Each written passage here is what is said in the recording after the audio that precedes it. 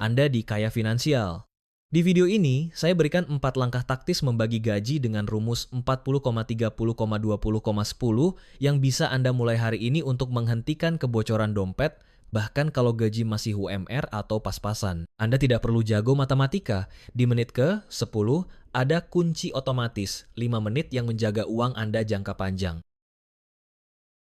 Mari jujur, banyak orang merasa gajian itu cuma numpang lewat, masuk tanggal 25, lalu sebelum tanggal 5 saldo sudah kritis. Ini bukan semata karena Anda malas cari uang, dan bukan juga cuma karena harga kebutuhan naik. Masalah utamanya adalah tidak ada sistem.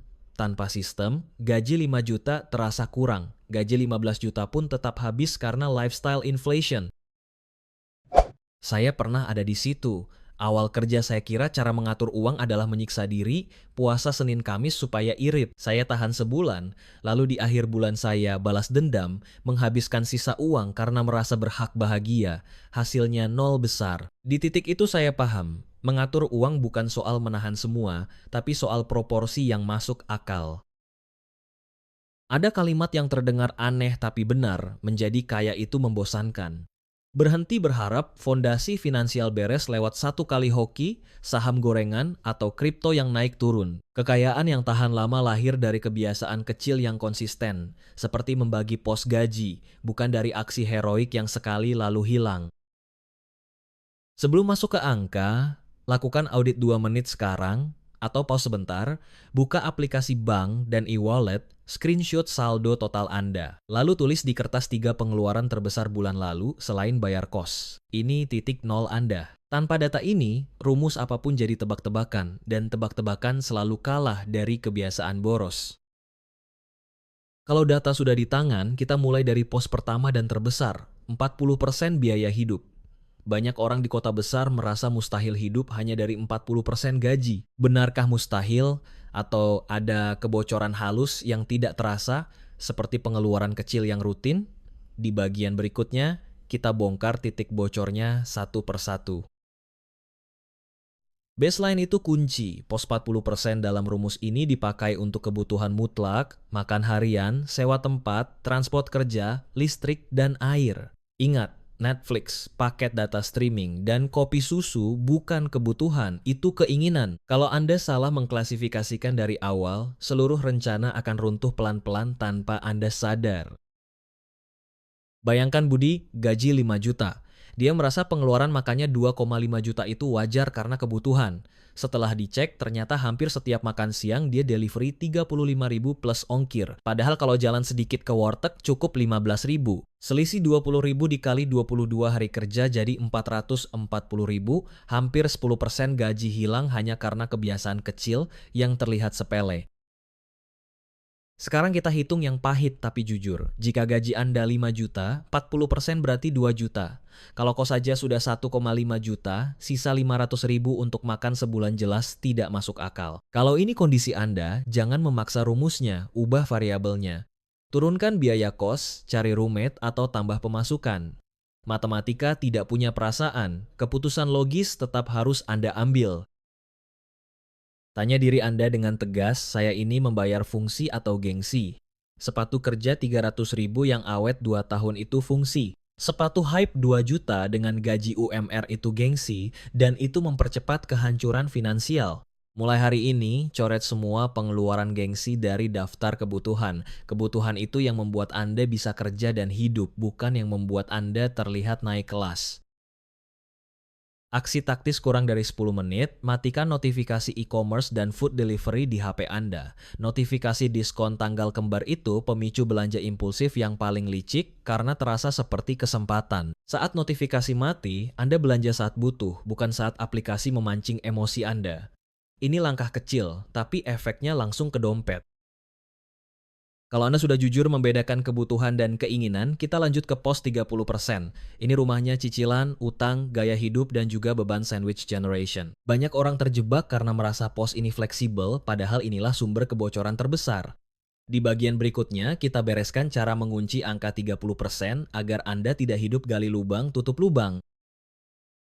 Pos kedua adalah 30% untuk keinginan dan kewajiban. Isinya cicilan, utang, hiburan, dan juga bantuan orang tua bagi yang sandwich generation. Hukum besinya sederhana, total cicilan tidak boleh lewat 30% gaji. Kalau cicilan motor dan HP sudah makan jatah ini, maka sisa untuk nongkrong adalah nol. Bukan dikurangi sedikit, tapi nol. Buat Anda yang menanggung orang tua, alokasi bantuan diambil dari pos 30% ini, bukan dari pos masa depan. Kalau gaji 5 juta, 30% itu 1,5 juta. Jika orang tua butuh 1 juta, sisa gaya hidup Anda tinggal 500 ribu. Rasanya tidak enak, tapi ini lebih jujur. Lebih baik ketat sekarang daripada Anda ikut jatuh dan mengulang lingkaran yang sama ke generasi berikutnya. Saya sering lihat tragedi pay later. Gaji 6 juta tapi cicilan pay later 2 juta itu 33%. Dipakai buat tiket konser dan baju lebaran. Lalu saat motor rusak mendadak, dia tidak punya uang dan terpaksa pinjam lagi, masuk pinjol, masuk bunga, masuk stres. Lingkaran setan ini biasanya dimulai dari satu keputusan kecil, melanggar batas 30%. Stop gali lubang tutup lubang. Ada kalimat yang perlu Anda telan, self-reward seringkali adalah self-sabotage. Jangan pakai alasan capek kerja untuk membeli barang yang sebenarnya tidak mampu Anda beli tunai. Hadiah terbaik buat diri sendiri bukan tas baru, tapi tidur nyenyak tanpa dikejar jatuh tempo dan tanpa takut telepon dari penagih. Itu reward yang nilainya jauh lebih mahal. Untuk menutup kebocoran impulsif di pos ini, pakai aturan 7 hari. Setiap kali Anda ingin check out barang keinginan di atas 100 ribu, masukkan keranjang dan tunggu 7 hari. Biasanya, sebagian besar keinginan itu hilang karena emosi sudah turun. Kalau setelah 7 hari masih ingin, baru beli pakai pos 30%, bukan pakai utang, bukan pakai pay later. Kalau pos 40% dan 30% sudah Anda amankan, artinya 70% hidup Anda mulai terkontrol. Sekarang kita masuk ke pos 20%. Ini mesin pembeda antara orang yang cuma bertahan hidup dengan orang yang membangun kekayaan. Tapi hati-hati, banyak pemula salah urutan. Mereka buru-buru investasi, padahal pondasinya belum aman. Di bagian berikutnya, kita bikin sistem autopilot yang benar. Pay yourself first. Pos 20% ini adalah gaji masa depan untuk dana darurat dan investasi. Kesalahan pemula adalah menabung dari sisa uang belanja. Masalahnya, sisa itu jarang ada. Pengeluaran selalu membengkak mengikuti uang yang tersedia. Jadi potong 20% di depan, lalu biarkan diri Anda miskin terencana sejak awal bulan. Supaya 20% ini tidak bocor, jangan campur uang di satu rekening. Buat sistem 3 rekening. Rekening operasional untuk pos 40% dan 30%, rekening masa depan untuk pos 20%, rekening play untuk pos 10%. Uang yang tercampur membuat otak Anda merasa semua saldo bisa dipakai. Uang yang dipisah membuat otak Anda patuh pada batas. Sekarang masuk kunci otomatisnya, aktifkan auto debit atau auto transfer di bank Anda. Setelah H+1 setelah gajian, uang 20% langsung pindah ke rekening masa depan atau reksa dana pasar uang. Jangan bergantung pada niat, karena niat kalah oleh capek dan godaan. Biarkan sistem perbankan yang disiplin menggantikan willpower Anda. Mari lihat efek jangka panjangnya. Jika Anda sisihkan 1 juta per bulan, misalnya 20% dari gaji 5 juta, lalu masuk instrumen moderat dengan imbal hasil 6% per tahun, dalam 10 tahun nilainya bisa tembus sekitar 160 juta. Yang membuatnya besar bukan keajaiban, tapi waktu dan konsistensi. Menunda beberapa tahun saja bikin hasilnya jauh lebih kecil. Sebelum berpikir saham atau kripto, jawab pertanyaan keamanan ini. Kalau besok Anda kena PHK, Anda bisa hidup berapa bulan? Kalau jawabannya kurang dari 1 bulan, maka 20% ini wajib fokus ke dana darurat dulu. Keamanan itu fondasi, investasi itu atap. Jangan pasang atap ketika fondasi Anda masih rapuh. Kalau 20% sudah berjalan otomatis, Anda baru punya autopilot yang nyata. Anda tidak lagi bertarung setiap bulan dengan godaan yang sama. Di bagian berikutnya, kita bahas pos 10% supaya Anda tetap waras dan tidak meledak. Karena sistem yang terlalu ketat sering gagal bukan karena salah rumus, tapi karena mentalnya jebol di tengah jalan. Pos 10% ini fungsinya menjaga jiwa dan menaikkan skill. Isinya dua hal, dana sosial seperti sedekah, kado, kondangan, lalu dana upgrade diri seperti buku dan kursus. Banyak orang gagal bukan karena tidak punya uang, tapi karena semua kebutuhan sosial diambil dari pos yang salah, akhirnya dana masa depan yang dikorbankan. Taruh semua itu di 10% agar hidup tetap jalan tanpa mengganggu 20% Anda.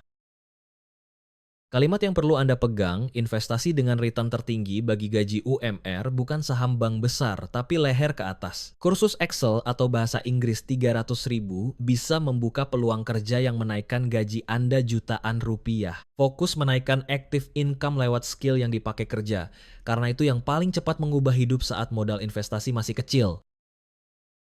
Saya pernah lihat orang menabung ekstrem, 90% gaji disimpan, makan mie instan tiap hari. Akhirnya sakit, masuk rumah sakit, biaya berobat menghabiskan tabungan setahun. Itu bukan disiplin, itu ceroboh. Pos 10% ini ditambah proteksi seperti BPJS adalah baju besi. Pakai sebagian kecil untuk reward yang sehat, kopi enak sesekali atau nonton, supaya mental tidak jebol dan Anda konsisten. Sekarang lakukan diagnosis sederhana. Cek lemari Anda atau cek riwayat belanja Anda. Berapa banyak barang yang Anda beli tapi tidak membuat Anda lebih pintar, lebih sehat, atau lebih produktif. Mulai bulan ini geser 10% belanja impulsif jadi belanja ilmu. Ilmu itu aset yang tidak bisa rusak, tidak bisa dicuri, dan seringkali menghasilkan uang lebih lama daripada barang yang Anda beli karena emosi. Ada satu langkah proteksi termurah yang sering diabaikan, cek status BPJS kesehatan Anda. Aktif atau nunggak? Kalau nunggak, prioritaskan bayar dari pos 10% ini. BPJS menjaga aset 20% Anda supaya tidak ludes oleh satu kejadian medis. Jangan sampai tabungan masa depan hancur hanya karena Anda menunda iuran yang relatif kecil. Kalau 40,30,20 sudah terkunci dan 10% sudah disiapkan, peta Anda lengkap. Tapi teori sering kalah oleh realita, ada musibah, ada kebutuhan mendadak, ada godaan besar. Di bagian terakhir, saya akan kasih rencana 30 hari yang realistis agar Anda tidak berhenti di minggu pertama, dan sistem ini benar-benar jadi kebiasaan. Rumus 40,30,10 itu kompas, bukan penjara. Kalau kondisi Anda UMR Jakarta dan harus bantu orang tua, bisa saja rasionya bergeser jadi 60,20,10. Itu tidak masalah. Yang penting polanya tetap sama. Batasi biaya hidup, jangan tambah utang baru, dan sisihkan untuk masa depan walau kecil. Konsistensi mengalahkan intensitas karena sistem yang bisa Anda jalankan lebih berharga daripada sistem yang sempurna tapi tidak kepakai. Ini rencana aksi 30 hari yang realistis. Minggu pertama, tracking pengeluaran brutal. Catat semua keluar masuk tanpa drama. Minggu kedua, buka rekening terpisah dan aktifkan auto transfer untuk pos masa depan. Minggu ketiga, puasa belanja impulsif dan jalankan aturan 7 hari untuk semua keinginan di atas 100.000. Minggu keempat, evaluasi saldo dan rapikan pos. Anda akan kaget betapa cepat hidup terasa lebih tenang. Bayangkan Anda sedang membangun tembok. Menabung 100.000 di bulan pertama rasanya seperti menaruh satu bata kecil dan tidak kelihatan hasilnya. Tapi kalau Anda menaruh bata itu setiap bulan selama 5 tahun, Anda tidak lagi punya tumpukan kecil, Anda punya benteng. Ini cara kerja kekayaan, tidak spektakuler tapi kuat. Jangan remehkan yang kecil, karena yang kecil itulah yang bisa Anda ulang. Sekarang diagnosis terakhir. 5 tahun lagi, Anda ingin jadi orang yang punya aset dan tidur nyenyak atau orang yang masih panik setiap tanggal 25. Banyak orang bilang ingin berubah, tapi menolak melakukan langkah kecil yang membosankan. Pilihan Anda bukan dibuat nanti, tapi dibuat hari ini. Saat Anda memutuskan apakah gaji akan dibiarkan lewat begitu saja atau langsung diparkir ke pos yang benar. Agar tidak berhenti di tengah jalan, pakai komitmen publik. Tulis target Anda, tempel di tempat yang Anda lihat setiap hari, dan beri batas waktu. Lebih kuat lagi, tulis di kolom komentar versi rumus yang Anda pakai mulai bulan ini. Saat orang lain melihat, Anda punya tekanan sosial yang positif untuk konsisten, bukan sekadar semangat yang hilang besok pagi. Tulis di komentar sekarang, saya komitmen pakai rumus 40,30,20,10 mulai bulan ini, atau versi yang Anda sesuaikan. Lalu share video ini ke teman kantor atau grup keluarga yang sering bilang gaji selalu habis. Semakin cepat Anda punya sistem, semakin cepat Anda berhenti panik tiap bulan. Sampai jumpa di video berikutnya. Salam kaya finansial.